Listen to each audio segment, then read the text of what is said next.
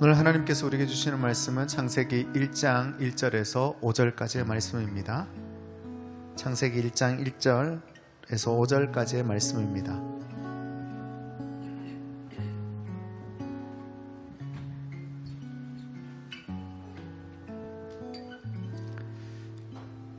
우리 한 절씩 교독하도록 하겠습니다. 태초에 하나님이 천지를 창조하시니라.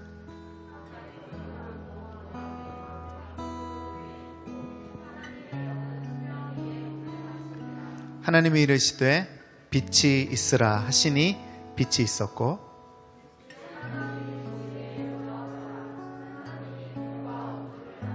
같이 있습니다. 하나님이 빛을 낮이라 부르시고 어둠을 밤이라 부르시니라. 저녁이 되고 아침이 되니 이는 첫째 날이니라. 데이처치 아멘. 오늘은 창조의 복음이라는 제목을 가지고 같이 말씀을 나누겠습니다. 새해 복 많이 받으십시오. 네. 정말 우리 민족은 굉장히 이 복받기를 좋아하는 민족인 것 같아요. 1월 1일 날도 새해 복 많이 받으라고 얘기해야 되지만 또 곧 구정 명절이 지나면 또 새해 복 많이 받으라고 인사를 해야 돼요. 굉장히 복을 좋아하는 민족인 것 같습니다. 그러면 어떻습니까? 올 한 해 복 많이 받으시기를 소망합니다. 그 복이 어떤 복일지는 잘 모르겠습니다. 근데 여러분은 어떤 복을 원하시는지도 모르겠어요. 하지만 우리가 신앙 안에서 하나님을 더 풍성하게 발견하고 복음과 예수를 선명하게 발견하는 복이 올 한 해 우리 가운데 있었으면 좋겠습니다. 그래서 우리가 복음이 뭐냐라고 말할 때 복음, 나에게 복음은 이런 것이야, 나에게 예수는 이런 분이야 라고 얘기할 수 있는 그런 복음을 선명하게 말할 수 있는 자들이 되었으면 좋겠어요. 그래서 저는 올 한 해 동안 성경에 등장하는 도대체 복음, 이 복된 소리라고 하는 것이 어떤 것인지 성경에 기록되어져 있는 부분들 중에 몇 부분만 계속 이렇게 찾아가면서 복음을 이야기하려고 합니다. 오늘 그 첫 번째는요, 창조의 복음입니다. 자, 이 창세기가 쓰여진 기록에 대해서, 쓰여진 배경에 대해서 계속해서 말씀드렸었는데요. 그 역사적인 구약의 역사, 그러니까 이스라엘의 역사, 이 성경이라고 하는 것은 이스라엘의 역사책이잖아요. 그러니까 우리가 지난주에 성화 씨 제자가 연락이 와서 신학적인 질문이 있다고 해서 제가 운전을 하며 가면서 한참을 이야기를 나눴습니다. 여러분들은 이 세상에 존재하는 우리나라의 위인들 중에 누구를 제일 존경하십니까?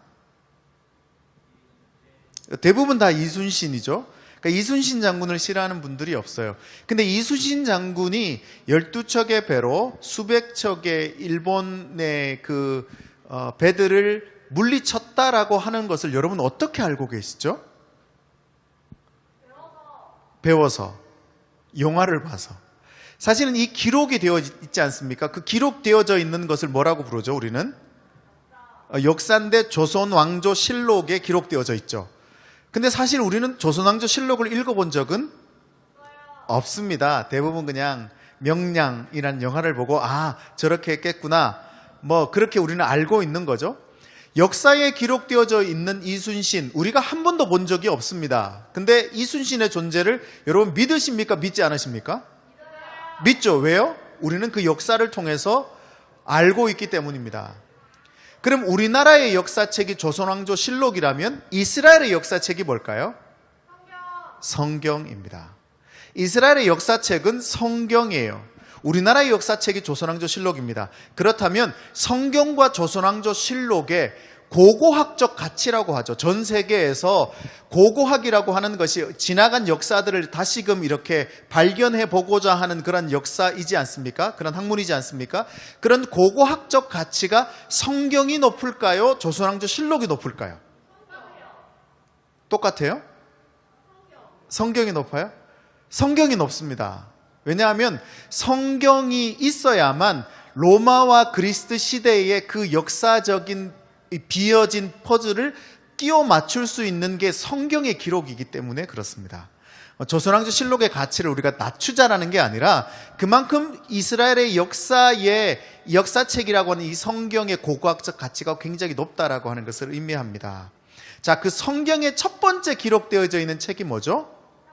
창세기입니다. 그렇게 중요한 책의 제일 첫 챕터, 왜 창세기로 기록되어져 있는가가 중요하죠. 430년간 그 역사 속에서 이스라엘은 애굽이라고 하는 지금 이집트, 나일강이 흐르고 있는 이집트의 포로로 430년간을 살았습니다.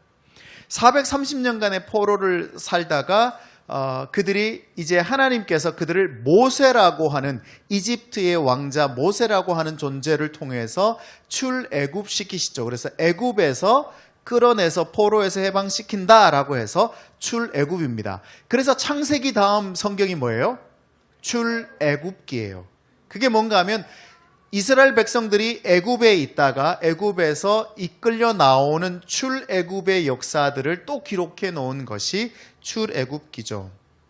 그래서 영웅 모세를 통해서 이 절대자, 그 시대의 절대자였던 애굽의 왕 바로, 이 바로라고 하는 왕, 이 왕을 굴복시키고 이스라엘 백성 장정만 60만, 아이들과 여성을 포함하면 한 200만 명 정도 되는 이스라엘 백성들이 이제 애굽에서 출애굽하게 되어집니다. 수원시가 120만 정도 되니까 수원시의 한 6분의 1 정도에 되는 인구가 이제 같이 이동을 하게 되어지는 겁니다. 근데 문제는요, 이 사람들이 몇 년 동안 포로로 살았다고요? 430년. 어떤 학자들은 400년이라고 보기도 하고요. 어쨌든 430년간 포로로 살았습니다. 그렇기 때문에 이들 몸에는 온 몸에 머리끝부터 발끝까지 뼛속 깊이 세포 깊숙한 곳까지 포로로서의 삶이 그냥 각인되어져 있어요. 그래서 출애굽을 했습니다. 포로에서 해방되어졌습니다. 그런데 기대감이 없어요. 왜요? 포로가 익숙했기 때문에 그래요. 그래서 그들은 어떤 변화에도 이 해방이라고 하는 것에도 이 기대감이 없었다라고 얘기합니다. 태어날 때부터 포로였기 때문에 노예 생활이 익숙한 사람들이었죠. 할아버지와 아버지도 노예였습니다. 누이와 모든 가족들도 노예였어요.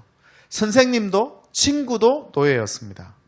이곳저곳을 다 둘러보아도 더 신중하게 바라보아도 모든 사람이 노예인 것은 분명했죠. 그래서요, 그들의 진짜 꿈이 뭐였을까요? 노예로 살아왔던 그들의 진짜 꿈. 그들의 진짜 꿈은 진짜 멋진 노예가 되는 것이었습니다.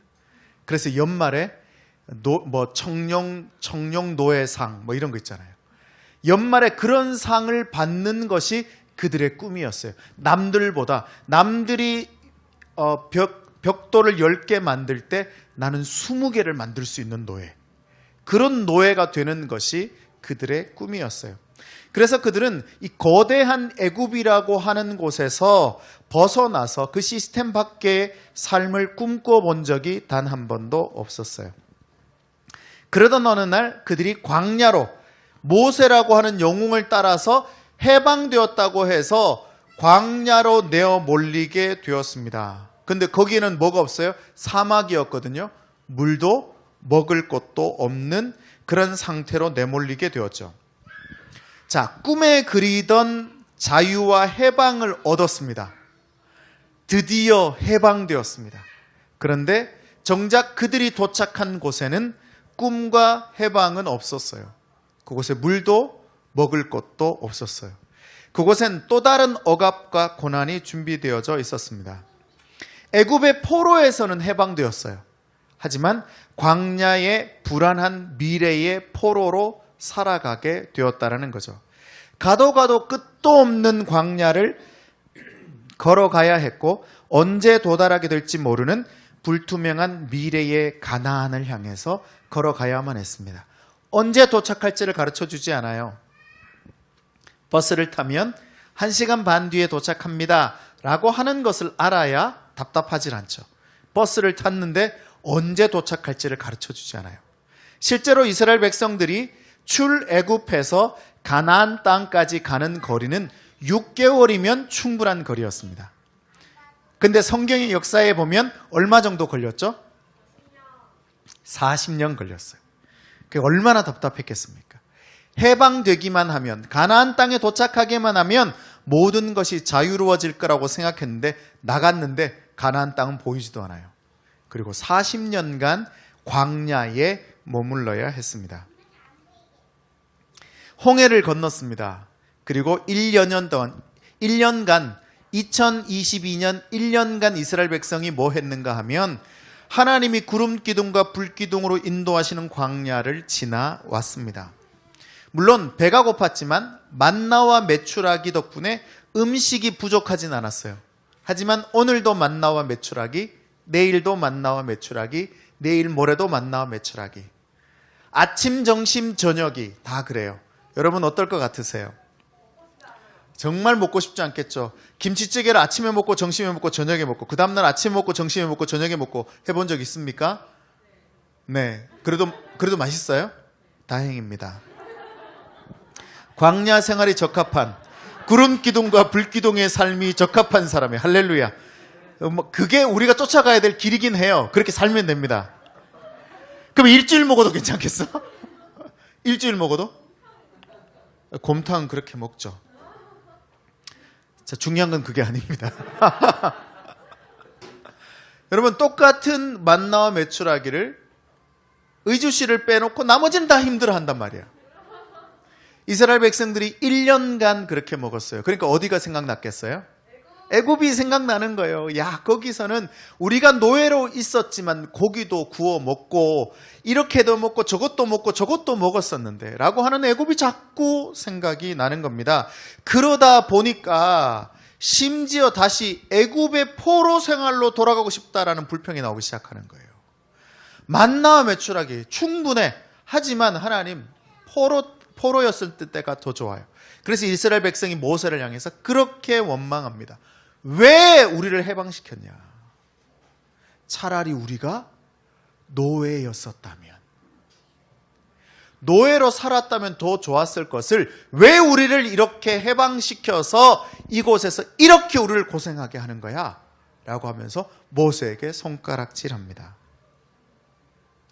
광야 생활이 포로보다 못했어요.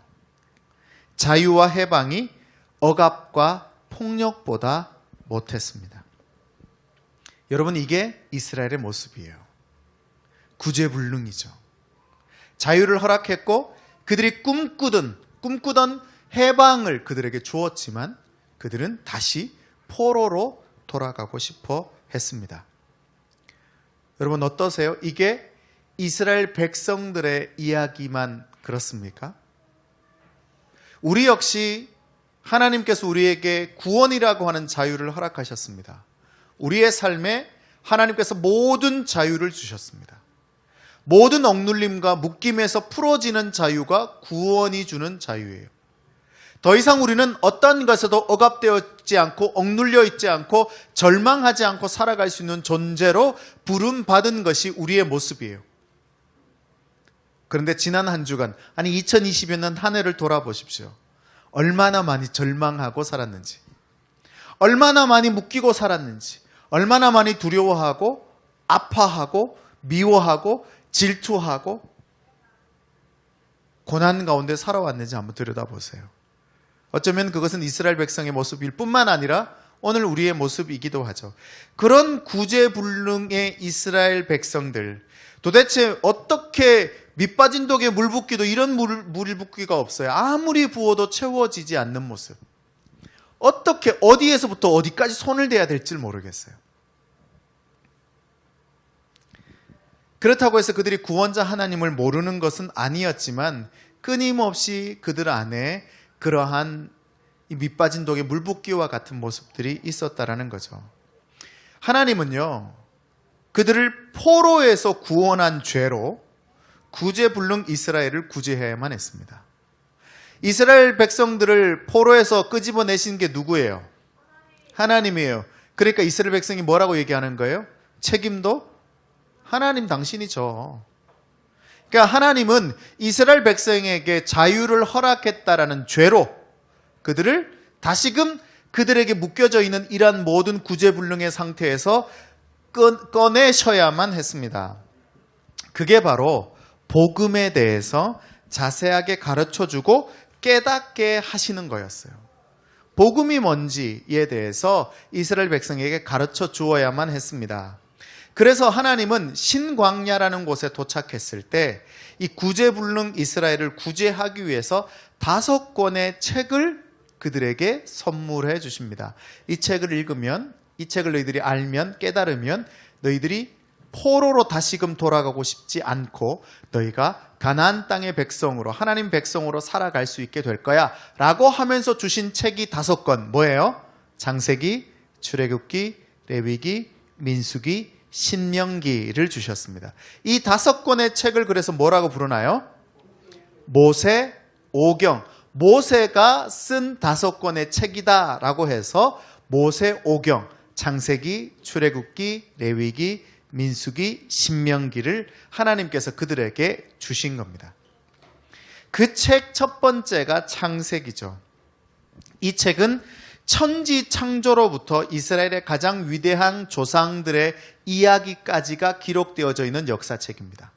천지가 어떻게 시작되었는지, 그리고 아브라함으로부터 시작해서 요셉에 이르기까지 그 모든 이야기들이 기록되어져서 창세기는 끝이 나게 되어집니다.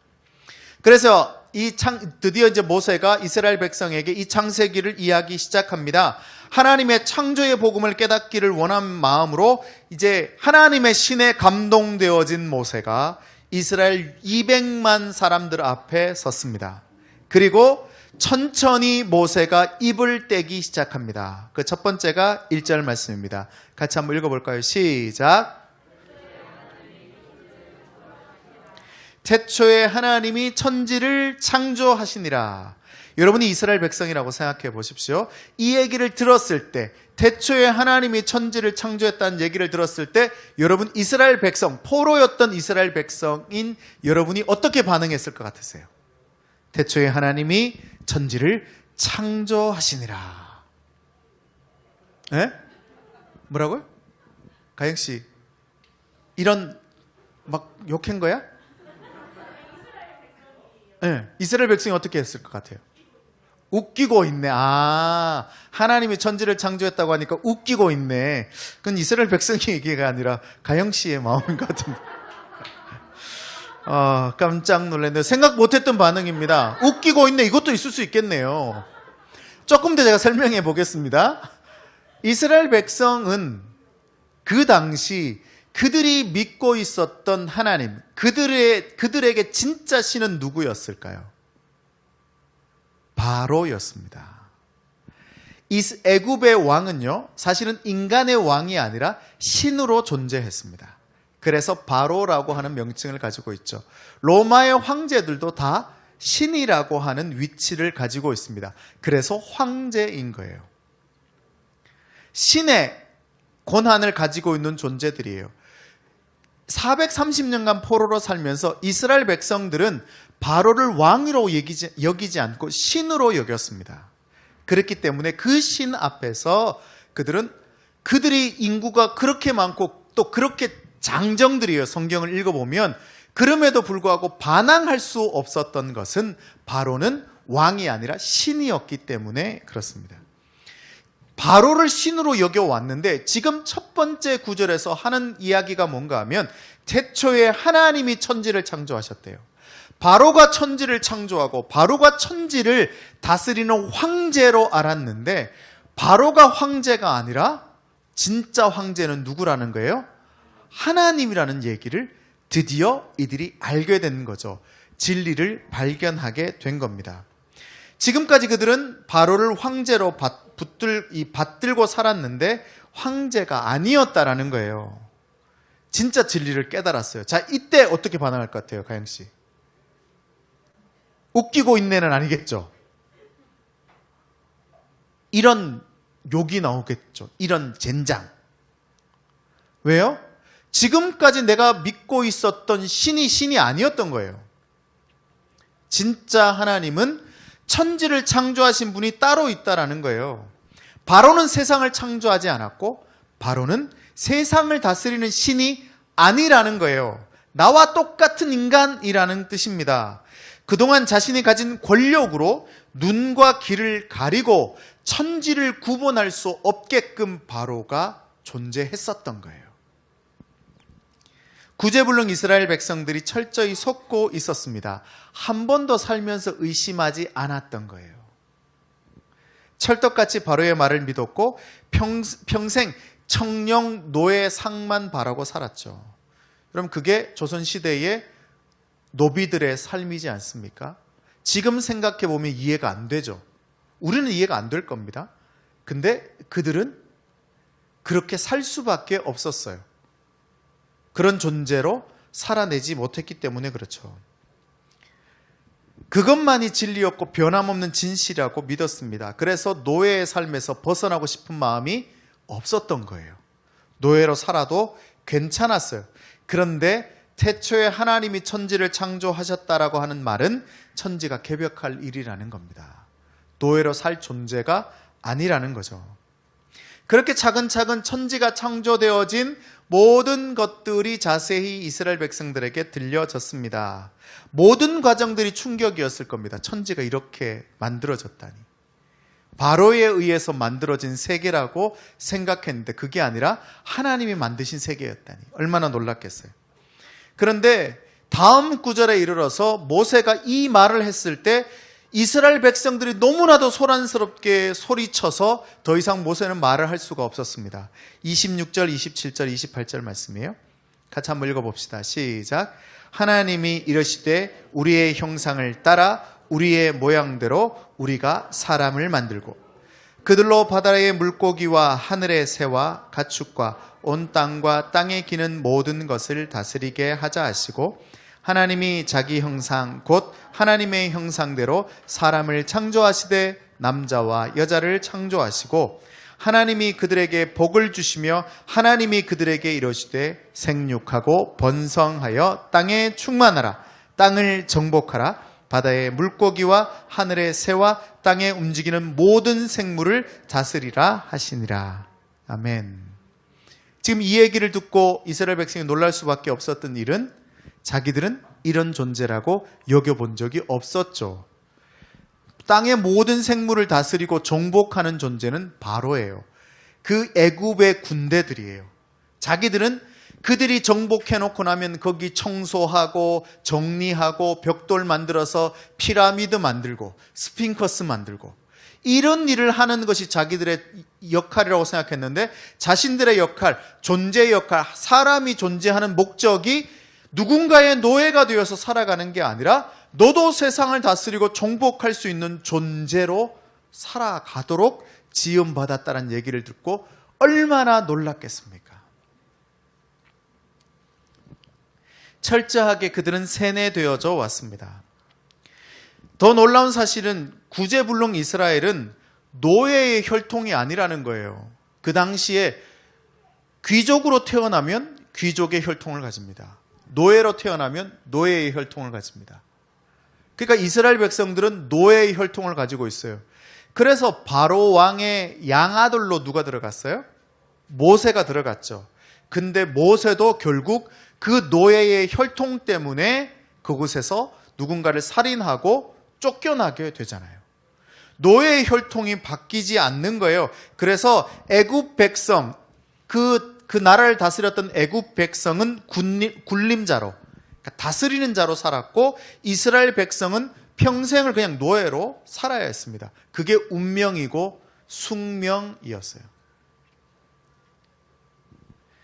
구제불능 이스라엘의 그럼 첫 번째 잘못은 뭐예요? 이스라엘 백성으로 태어난 겁니다. 노예로 태어난 게 그들이 첫 번째 죄악인 거예요. 태어난 것만으로도 그들은 씻을 수 없는 잘못을 저지르는 겁니다. 그냥 노예로 태어났기 때문에 출생이 곧 죄악이에요. 그게 이스라엘 백성이에요.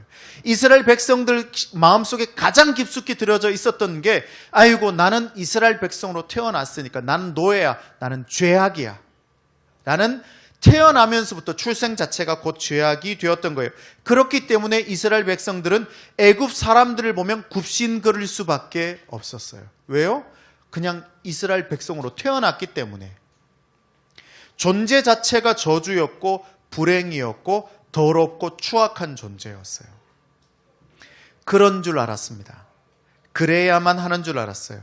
피할 수 없었고 피할 방법이 없는 줄 알았어요. 여러분, 혈통을 어떻게 바꿉니까?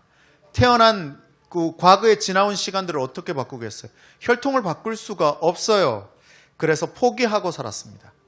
포기해야 되는 줄 알고 살았어요. 그래서 이스라엘 백성들은요, 불행이 아주 당연했고 절망이 친구였던 사람들이었어요. 그렇게 살아왔어요. 그런데 오늘 이 성경이 하는 얘기가 뭐예요? 아니라는 겁니다. 노예가 아니라는 거예요. 미천하고 더럽고 추악한 존재가 아니라는 겁니다. 아무런 소망도 희망도 없는 존재가 아니고 가능성도 없고 싹수가 노란 존재가 아니라는 거예요. 구정물 같은 삶에서 벗어날 수 없는 소망 없는 존재가 아니라는 거예요. 너희들은, 이스라엘 백성들은 노예로 평생을 살아가야 될 존재가 아니라는 거예요. 소망 없는 존재가 아니라는 거예요. 구제불능 이스라엘이 아니라 구제 가능한 이스라엘이라는 겁니다. 충분할 뿐만 아니라 당연히 구제 가능한 존재가 이스라엘 백성이에요. 그게 지금 이스라엘 백성들에게 하나님께서 전하고 있는 창조의 복음이에요. 이 창조의 복음이 필요한 부류의 사람은 두 부류의 사람입니다. 첫 번째는요, 창조주를 발견하지 못한 사람이에요. 창조주가 누구인지를 깨닫지 못한 사람들은 이 창조의 복음이 필요합니다. 여러분, 창조주가 누구인지를 아는 것은 굉장히 중요합니다. 왜냐하면요, 창조주는 온 세상을 창조하셨을 뿐만 아니라 온 세상을 질서롭게 경영하고 운영하시는 거예요. 창조주 하나님은 온 세상을 창조하셨을 뿐만 아니라 질서 있게 온 세상을 경영하세요. 이게 왜 중요합니까? 우리가 창조주를 알면요, 그때부터 나의 질서, 내가 가지고 있는 이 세상의 질서, 내가 가지고 있는 이 죄악의 질서, 내가 가지고 있는 이 절망의 질서, 또 낭망의 질서, 어떤 상황 가운데 반응하게 되어지는 이 거짓 질서로 살아가는 게 아니고, 따라합시다. 하나님의 질서로 생각하고 살아가게 된다. 우리가 삶을 살아가면서 부딪히게 되는 수많은 문제들 앞에서 나의 질서로 그 문제를 바라보고 대하게 되는 것이 아니고 하나님의 질서로 모든 문제를 바라보게 돼요. 하나님의 질서로 사람과의 관계를 바라보게 돼요. 하나님의 질서로 지금 나의 상황을 바라보게 돼요. 하나님의 질서로 세상을 바라보게 돼요. 하나님의 질서로 내 형편과 내 주변과 내 옆에 있는 사람들을 바라보게 돼요. 그럼 어떻게 될 것 같으세요? 전혀 다른 일들이 일어나겠죠. 그 전까지 화가 나던 문제들이 화나지 않게 될 겁니다. 그 전까지 절망스러운 상황들이 절망스럽지 않게 될 겁니다. 그 전까지 어떤 문제에 딱 부딪히면 아무것도 할 수 없고 무기력하게 되어질 만한 상황인데, 내가 내 질서, 내 안에서 원래 돌아가는 질서가 아니라 하나님의 질서로 살아가게 되어지면 그 상황을 맞닥뜨렸을 때 그 상황에 대처하는 상황, 이 태도들이 달라지게 되어지는 거죠. 그래서 이 창조의 복음, 창조주를 아는 것, 그 창조주를 알 때 내 삶을 바라보는 시각들이 다 달라지게 되어진다라는 거예요. 여러분, 여러분의 창조주는 누구이십니까? 여러분은 창조주가 누구라고 생각하세요? 이 질문이 어렵다면 이렇게 한번 돌아보면 됩니다. 2022년 나는 어떤 질서를 따라서 살아왔는가? 어떤 문제들이 생겼을 때 나는 어떻게 반응하며 살아왔는가? 그 질서들에 대해서 잘 들여다보시면 창조주 하나님이 질서 있게 경영하고 계시는 그 질서 있는 경영이, 하나님의 질서가 나의 삶에 찾아와서 나도 그렇게 삶을 살아내게 될 것입니다. 또 어떤 사람에게 이 창조의 복음이 필요한가 하면요, 한번 따라합시다. 창조주의 형상임을 깨닫지 못한 사람이다. 여러분, 창조주께서 온 세상을 만드신 하나님께서 창조하신 형상이 바로 우리라는 거예요. 이스라엘 백성이라는 거예요. 그들은 노예로 살아갈 이유가 없는 자들이었습니다. 그래서 창조주 하나님을 깨닫고 나면 하나님의 질서로 살아갑니다. 올 한 해 2023년 하나님의 질서가 여러분의 질서가 되기를 소망합니다. 정말 그렇게 되면 너무 좋을 것 같아요. 그래서 우리에게 주어지는 모든 환경과 상황들을 하나님의 질서로 해석하게 되어지면 어떤 일이 일어날 것 같으세요? 하나님의 질서로 해석되어지면 예전에 내가 물론 모든 것이 한꺼번에 바뀌어질 수 없겠지만 어떤 문제가 부딪혔을 때 내 안에서 스트레스가 엄청나게 일어나요. 근데 이 스트레스가 일어난 것들이 예전에는 막 한 달, 두 달 갈 수 있던 시간들이 줄어들게 되어질 겁니다. 그래서 한 달 가던 게 일주일로 줄어들게 되는 거죠. 하루 종일 가던 게 한두 시간 만에 사라져버릴 수 있다면 막 스트레스가 너무 돼서 막 밤잠을 못 이룰 만한 일인데 그 문제가 줄어들게 되어지는 것이 하나님의 질서로 내가 바뀌었다라는 뜻입니다. 누군가의 관계가 어려워졌어요. 이 관계를 푸는 것이 너무 어려워서 예전에는 아예 관계를 풀 생각도 하지 못했는데 자연스럽게 그 관계를 풀 수 있는 방법을 찾아가게 되어지는 것. 그 시간이 줄어들게 되어지는 거죠. 누군가를 너무나도 미워하게 됐어요. 근데 예전에는요, 미워하지도 못했고 미워하고 나면 어떻게 해야 될지도 몰랐는데 이제는 내 감정을 잘 드러내어서 그 사람과의 관계 가운데 미워하는 것들도 충분히 미워하고 내 감정을 충분히 잘 다스린 다음에 그 관계를 해결해 갈 수 있는 시간들이 줄어들게 되어지는 것이 하나님의 질서를 가지게 되는 겁니다. 그러면 여러분의 삶에 굉장히 많은 여유가 생기게 돼요. 그러니까 그 여유로움이 여러분에게서 품겨져 나오겠죠. 그래서 굉장히 새로운, 그래서 예수님의 성품이 우리의 인격이 된다는 게 그런 거예요. 창조주의 질서를 발견하고 나면 예수님의 인격이 나의 인격이 돼요. 예수님의 인격이 어떤 인격이에요? 자기를 찔러 죽이는 로마 군인들을 향해서 하나님 저들을 용서하여 주십시오 라고 말할 수 있는 인격이 된다는 거예요. 안 미워. 아무도 안 미워. 왜 이렇게 웃어요? 너무 미워. 근데 예수님의 인격이 되는 건 정말 꼴도 보기 싫은데 그 꼴 보기 싫은 사람이 사라지고 꼴 보기 싫은 행동을 하는데 막 사랑스러워. 할렐루야. 막 11시 그렇게 다짐을 했는데 11시 가까이 막 와. 막 사랑스러워.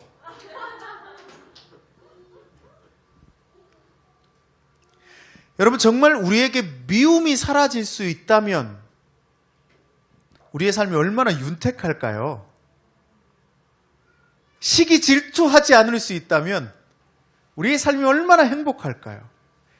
그게 하나님의 질서를 가지는 거예요. 하나님의 질서를 가지면 우리의 삶의 풍성함이 이로 말할 수 없게 되어지는 겁니다. 그래서 하나님의 질서를 가진 사람들, 그 하나님의 질서 제1조 1항 따라합시다. 모든 사람들은 하나님의 형상과 모양대로 지음받았다. 이게 하나님의 질서 제1조 1항이에요.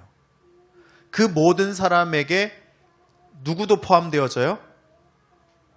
나도 포함되어집니다. 우리는 이 얘기를 모든 사람이 포함되어진다라고 말하면 꼭 나는 제외시켜. 하나님 모든 사람에게 복 주세요. 하나님 모든 사람을 축복해 주세요. 근데 나는 빠져. 아니에요. 가장 중심이 나예요. 여러분 누구든지 태어나면서 신분이 결정되어집니까? 결정되지 않습니까? 누구든지 태어나면 신분이 결정돼요? 결정되지 않아요? 결정되지 않아요. 근데 이 땅은 결정돼요? 결정 안 돼요? 태어났더니 이재용 회장 딸이야. 그러면 그 사람은 인스타에서 굉장히 뭐 춤만 춰도 엄청 유명해지더만요. 나도 얼마 전에 인스타에 그거 릴스 하나 춤춰서 올렸어요. 근데 아무도 안 봐. 왜 그분이 추는 춤은 보고 나는 내가 추는 춤은 왜 안 보냐고.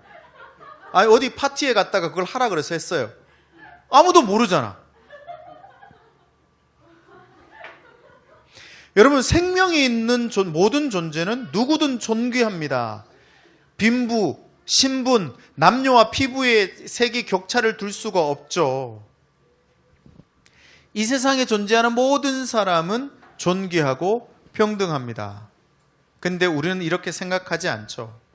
살면서 우리는 존귀하지 못한 상황을 경험할 때가 참 많습니다.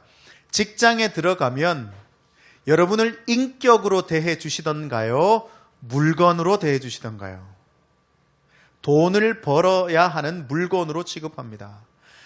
집사님, 김용남 집사님, 그 무거운 물건을 지금도 막 드셔야 된대요. 근데 분명히 뭐 사장님이 약속하셨대요. 그 물건은 젊은 사람이 들게 해주겠다고. 근데 아직도 사람 안 뽑아줬죠, 집사님.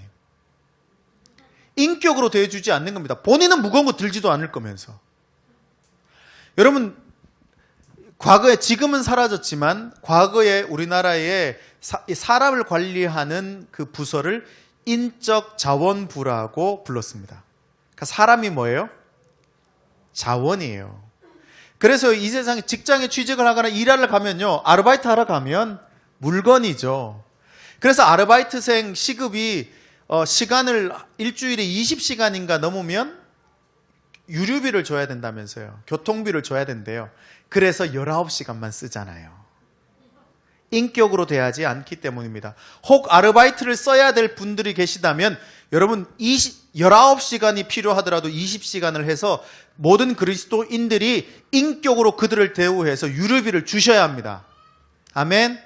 여러분 나중에 정말 사장이 돼서 돈을 많이 벌게 되면 사람을 인격으로 대하는 법을 배워야 합니다. 근데 인격으로 대해주지 않아요. 가면 다 물건입니다. 그렇게 불평등한 상황 가운데 이 세상을 우리가 살아가고 있습니다.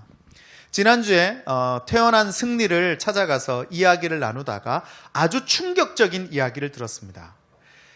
이 크레파스 색깔 중에 살색 아세요? 이제 살색이 없어졌대요. 권사님 모르셨죠? 살색이 없어졌대요. 이제는 살색이 아니라 살구색으로 바뀌었대요. 왜 바뀌었을까요? 그게 인종차별이라는 거예요. 살색은 우리만 살색인 거잖아. 흑인들에겐 살색이 아니기 때문에 살색이라는 말을 쓰면 안 된대요. 충격받았어요, 저도. 근데 승리가 살색이라고 부르더래요. 그래서 그것을 어떻게 이야기해 줘야 될지에 대해서 다문화에 대한 고민을 하게 되었다, 이런 얘기를 들었습니다. 여러분, 살색이 당연하다면 우리도 모르게 우리는 인종차별을 하고 있었던 거예요. 근데 우리나라의 인종차별을 얼마나 심각한지 그 세계일보 사회면의 기사에 의하면 한국인의 외국인 차별, 그러니까 외국인 중에 한국인들은 백색 피부를 가지고 있는 외국인들은 굉장히 좋아합니다. 근데 나머지 색은요, 굉장히 싫어하고 미워해요. 그래서 한국인들에게 질문했습니다. 외국인 차별과 피부색이 얼마나 관련이 있냐라는 질문에 매우 관련이 있다라고 하는 게 33.3%, 조금 관련이 있다라고 하는 게 34.3%, 그럼 7% 정도가 피부색을 가지고 그들을 차별하고 있다라고 하는 얘기라는 거예요. 10명 중에 7명이 그렇게 하고 있답니다. 여러분, 차별은 또 다른 차별을 낳죠. 이게 우리가 가지고 있는 기존 전제들인 거예요.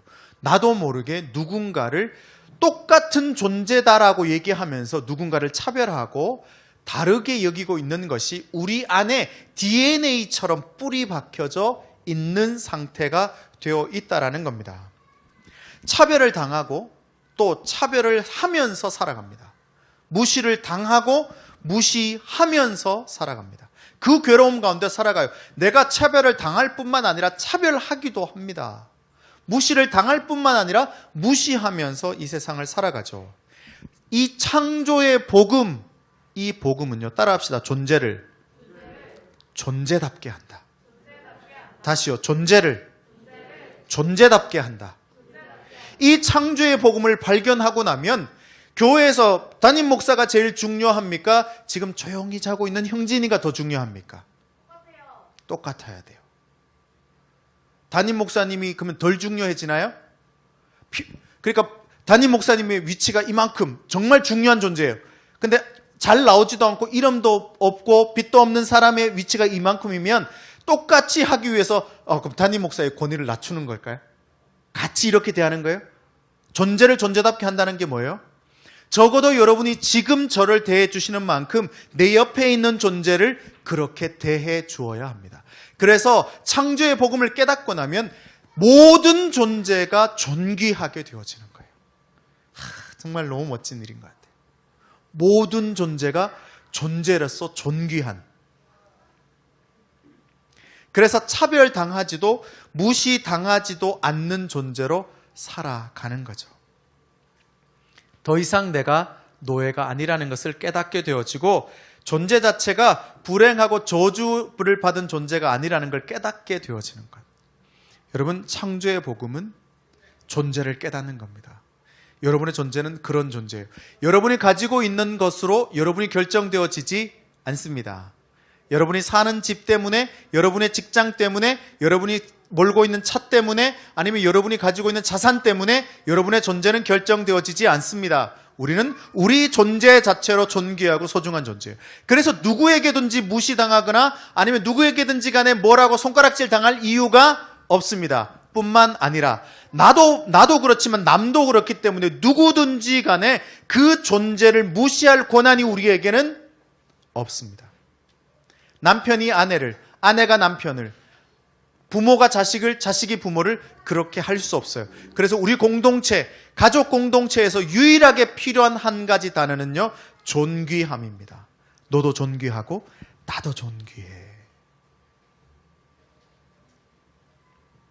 그 존귀함을 깨닫고 발견하는 데이처치 모든 성도들이 되시기를 예수 이름으로 축원합니다. 그 창조의 복음이 깨달아져서 창조의 질서로 살아가고 창조의 복음을 깨닫는 존재로 살아가는 거죠. 그렇게 살아갈 수 있게 되기를 소망합니다. 제가 한번 기도할게요.